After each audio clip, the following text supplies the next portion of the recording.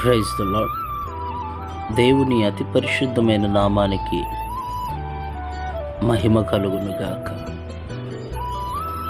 ఈరోజు దేవుని వాగ్దానము, మనుషులను నమ్ముకునుట కంటే యెహోవాను ఆశ్రయించుట మేలు.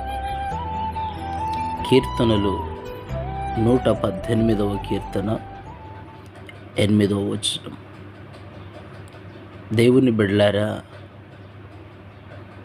ఇక్కడ కీర్తనకారుడైనటువంటి దావీదు గారు దేవుణ్ణి ఆశ్రయించుట అనగా యెహోవాను ఆశ్రయించుట మేలు అనే ఒక చక్కటి మాటను జ్ఞాపకం చేస్తూ ఉన్నాడు. ఎవరికి మేలు అంటే దేవుణ్ణి ఆశ్రయిస్తున్న వారికి మేలు అంటూ ఉన్నాడు. ఆ మేలు ఎంత గొప్పదై ఉన్నదో దావీదు జీవితంలో తాను అనుభవించాడు.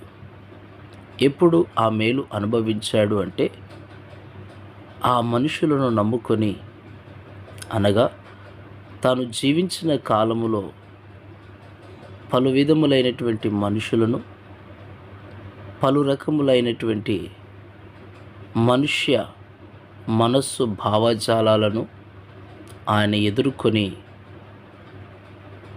ఆ సమాజంలో తనకు ఎదురుపడినటువంటి అనేక రకములైనటువంటి మనుషుల యొక్క మనస్తత్వాలను చూసి ఆయన పడిపోయి నలిగిపోయి